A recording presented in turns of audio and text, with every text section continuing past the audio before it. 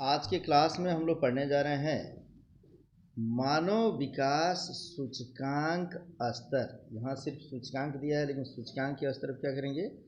सूचकांक स्तर एवं देश, माने विश्व के जितने सारे देश हैं उसको मानव विकास सूचकांक के स्तर के मानव विकास सूचकांक के आधार पर उस लेवल में बांटा गया है कि सबसे टॉप लेवल में कौन है, मध्य लेवल में कौन है और सबसे निचले लेवल पे कौन है। जैसा मैंने बताया कि मानव विकास सूचकांक के लिए हमें मुख्यतः 3 चीज़ों की ज़रूरत पड़ती है।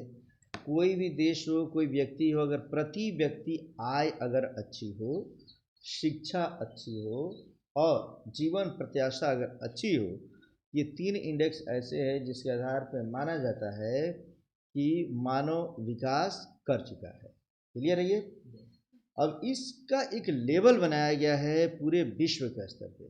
अब विश्व स्तर पे जो लेवल बनाया गया है बच्चे, लेवल को हम क्या कहते हैं? स्तर कहते हैं।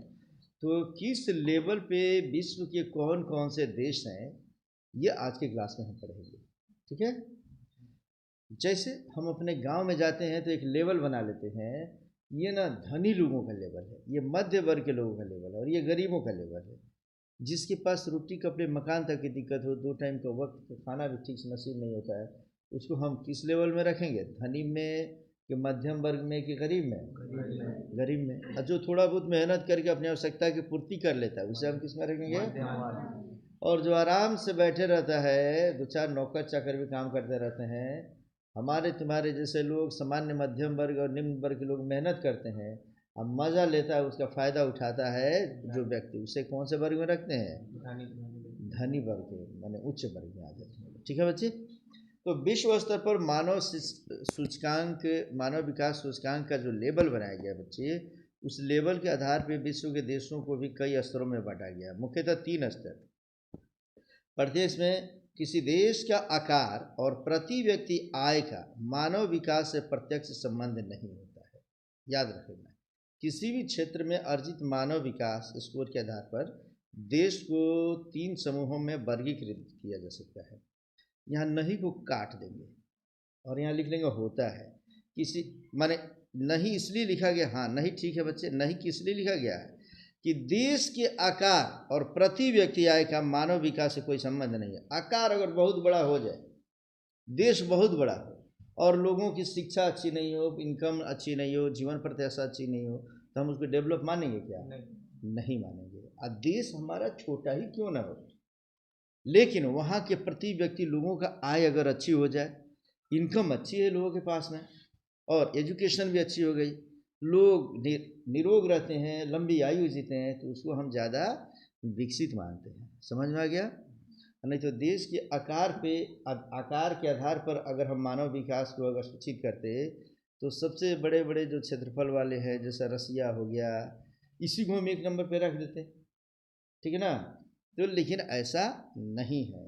कहता क्या है इसमें, मुख्य तौर पे समझेंगे ये क्या कह रहा है बच्चे, तो समझो। विकास के आधार पर विश्व के जितने भी देश हैं उन देशों को मानव विकास के आधार पर हम 3 स्तरों में विभक्त किए हैं। कितने स्तर पे बच्चे? पहले स्तर को कहते हैं उच्च मानव विकास का स्तर, दूसरे को कहते हैं मध्य मानव विकास का स्तर और तीसरे को कहते हैं निम्न मानव विकास स्तर। तो किस स्तर का स्कोरिंग कहाँ से कहाँ तक होता है उसका सूचकांक बनाया गया है वो, और उसमें मुख्यतः कौन देश आ सकते हैं ये हम इसमें पढ़ते हैं। तो पहला है उच्च मानव विकास का स्तर। कहता है इसका मानव विकास सूचकांक का स्कोर 0.8 से ऊपर होता है और ऐसे देशों की संख्या 57 है। काफ़ी इंपॉर्टेंट, 1 नंबर का क्वेश्चन पूछता है बच्चा, स्टार लगाता हूँ कि उच्च मानव विकास का स्तर का सूचकांक कितना होता है। नंबर 1 दे देगा 0.5 से 0.79, 2 देगा 0.5 से नीचे, 3 नंबर देगा 0.8 से ऊपर। हम क्या टिक मारेंगे? याद रखना इसका जो लेवल होता है 0 से लेकर और 1 के बीच में ही होगा, 0 से लेकर 1 के बीच में। अगर एक है तो सर्वोत्तम है, एक से जितना नीचे उतना कम, माने 0 से ऊपर होता है और 1 से नीचे होता है। समझ गए ठीक से?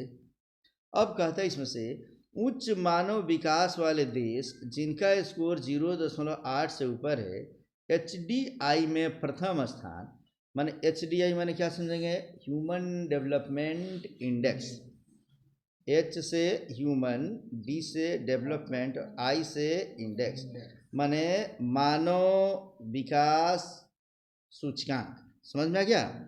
इसमें पूरे विश्व में नॉर्वे का स्थान प्रथम है। प्रथम स्थान पे कौन है बच्चे? नॉर्वे। देख लो, ये स्वीडन है, नॉर्वे है, ये समझो यूरोप का मानचित्र जब हम पढ़ते हैं तो बच्चे, तो ये नॉर्वे की बात हम जब करेंगे तो नॉर्वे बहुत छोटा सा देश फिर भी यहाँ एजुकेशन भी अच्छी है, प्रति व्यक्ति आय भी अच्छी है और साथ साथ जीवन प्रत्याशा भी अच्छी है, इसलिए कौन से स्थान पे आता है? नंबर 1 पर। उसके बाद क्रम से आयरलैंड, ऑस्ट्रेलिया, लग्जमबर्ग, कनाडा का है। इस प्रकार सबसे अधिक उच्च मानव विकास वाले देश किस महादेश में है? यूरोप महादेश में है। अर्थात विश्व में अगर कहा जाए कि सबसे ज़्यादा माने समझो कि डेवलप कंट्रीज मानव विकास सूचकांक के आधार पे किस महादेश में है? यूरोप में है। कहाँ पे बच्चे? अब हम दूसरे नंबर में पढ़ेंगे मध्य मानव विकास का स्तर। कहता है इसके मानव विकास सूचकांक का स्कोर 0.5 से 0.799 तक होता है, माने 0.8 से 1 पॉइंट नीचे, 0.5 से लेकर कहाँ 0.799 तक। कहता है ऐसे देशों की संख्या 88 है। कितना है जी? उच्च मानव विकास स्तर में कितने देश आते हैं? 57, 57। अब मध्य मानव विकास में कितने देश आते हैं? जिस भारत में हम रहते हैं बच्चे, भारत इसी श्रेणी में आता है, अर्थात हम लोग मध्य मानव विकास स्तर में। इसीलिए हम कहते हैं कि भारत अभी विकासशील राष्ट्र है। कौन सा राष्ट्र है जी? अभी ये पूरी अच्छी तरीके से हम लोग डेवलप नहीं हुए। ऐसे भारत जैसे कितने राष्ट्र हैं पूरी दुनिया में जो मध्य मानव विकास स्तर में आते हैं? 88। कितना है जी? कहता है कि भारत का स्थान 127 है। अगर विश्व के देशों की बात करेंगे तो कौन सा नंबर पे हम लोग आए बच्चे? 127वां नंबर है। कब? 2005 के मानव विकास सूचकांक के आधार पर। मतलब कि तुम्हारा जब बुक लिखा जाता है बच्चे, तो बुक लिखते समय एक बार जो फिक्स कर दिया जाता है, बुक को जब तक बदला नहीं जाता है तब तक वही सूचकांक हमको पढ़ना है। अभी समझो कि इसमें और परिवर्तन आ गया है बच्चे, लेकिन कुल मिलाकर हमसे ज़्यादा डेवलप दुनिया में कितने राष्ट्र हैं? 126। कब? 2005 के अनुसार। अभी हम लोग और थोड़ा नीचे ही आ गए हैं बच्चे, ऊपर नहीं गए, ठीक है ना। करेंट में हमारी स्थिति क्या है तुम लोग देख कर लिख कर लेकर आओगे। तुम लोग लिखोगे कि मानव विकास सूचकांक के आधार पर वर्तमान में भारत की स्थिति क्या है। क्या लिखेंगे हम लोग? मानव विकास सूचकांक के आधार पर विश्व में भारत किस स्थान पर है। जैसे हम गूगल पे लिखेंगे बच्चे तो अब आता है क्या कि 2022 की हम बात करते हैं बच्चे। 2022 में 193 देशों में से, अब टोटल 193 देश हो गए हैं बच्चे, उन देशों में भारत का स्थान है 134वां। कौन सा स्थान हो गया बच्चा? 134। भारत 134वें नंबर पे है। अंदाज़ा लगा लो कि भारत डेवलप नहीं कर रहा है और नीचे ही जा रहा है बच्चे। क्यों? जब तक एजुकेशन पे ध्यान नहीं दोगे, जब तक घंटा बजाने में लगोगे बच्चे, मंदिर की घंटा, मस्जिद में एकदम समझो कि मंदिर मस्जिद करते रहोगे, देश कभी आगे नहीं बढ़ेगा। वो तो नेता अपने लिए हमको तुमको लड़ाते हैं। जितनी मूर्ख जनता रहेगी, लोकतंत्र मूर्खों का शासन है, जितना मूर्ख बने रहोगे उतने राजनेता क्या करेंगे? राज करेंगे बच्चे। देश को आगे बढ़ना चाहिए। सोचो 2005 के सूचकांक के आधार पर हमारे देश का स्थान 127वां था, हमें आगे बढ़ना चाहिए। हम घट के कहाँ आ गए? 134वें स्थान पे। यही नहीं बच्चे, 2021 में 135वें स्थान पे थे और 2022 में कौन स्थान पे आ गए हैं? 134। और इस तरीके से भारत के HDDI मान अगर रखें कितना है तो लिखिए 0.644। ये हमारा इंडेक्स है बच्चे भारत का। किसका इंडेक्स है? भारत का। 2022 की मैं बातें बता रहा हूँ बच्चे। इस तरीके से बेहतर यही है कि हम लोग किसी भी पार्टी पॉलिटिक्स के बारे में ज़्यादा ना सोचकर पढ़ाई लिखाई पर ध्यान दे। बच्चे भारत पढ़ेगा तो बढ़ेगा। घंटा बजाने से, अब मंदिर मस्जिद गुरुद्वारा करने से देश आगे नहीं बढ़ता है। कौन आगे बढ़ेंगे? नेता आगे बढ़ेंगे। तुम्हें लड़ाएंगे, कटवाएंगे, मरवाएंगे, हम लोग लड़ेंगे, मरेंगे, हम लोग पीछे चले जाएंगे। तो ये इंडेक्स देख लिए सब। चलो अब आगे बात करते हैं हम लोग तीसरे लेवल के कि निम्न मानव विकास का स्तर।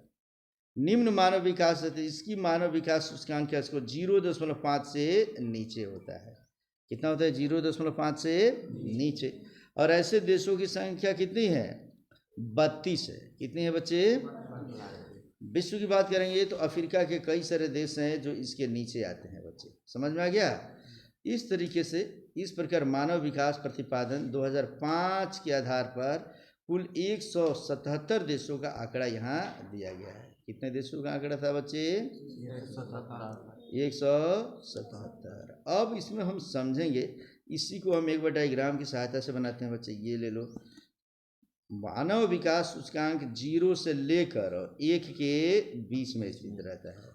ये लिख लो, 0.5 से नीचे जो होते हैं, 0.5 से नीचे वह कौन स्तर में आते हैं? निम्न स्तर। कौन स्तर?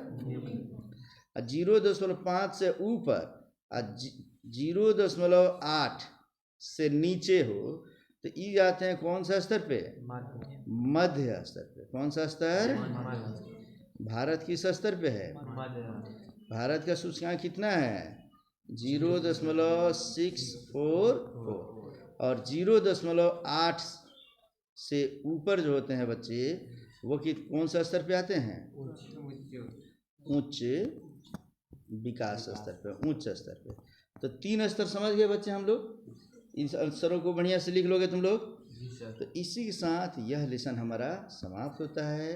अब अगला लेसन जो हम पढ़ेंगे बच्चे, उस लेसन का नाम है प्राथमिक क्रियाएं। क्या पढ़ने जा रहे हैं हम लोग? याद रख लेंगे बच्चे, प्राथमिक क्रिया। हमने तुम्हें बताया था कि प्राथमिक क्रिया पढ़ने के लिए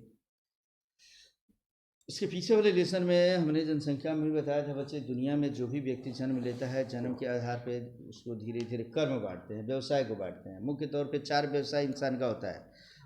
सबसे पहले प्राथमिक व्यवसाय, द्वितीय व्यवसाय, तृतीय व्यवसाय और चतुर्थ व्यवसाय। तो पढ़ेंगे इसको नेक्स्ट वीडियो में हम लोग।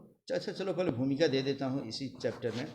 तो 4 स्तरों में मानव जब जन्म ले लेता है बच्चे, पढ़ता लिखता नहीं है, प्रकृति से जो चीज़ें मिलती है, जैसे खेती हुआ, पशुपालन हुआ, ये मुर्गी पालन हो गया बच्चे, मत्स्य पालन हो गया, वानिकी हो गया, इसको हम किस में रखेंगे? प्राथमिक व्यवसाय में। इसके लिए पढ़ाई की जरूरत नहीं है। विश्व की अधिकतम जनसंख्या हड़प्पा काल से लेकर आज तक इसी में लगी हुई है। समझ में आ गया?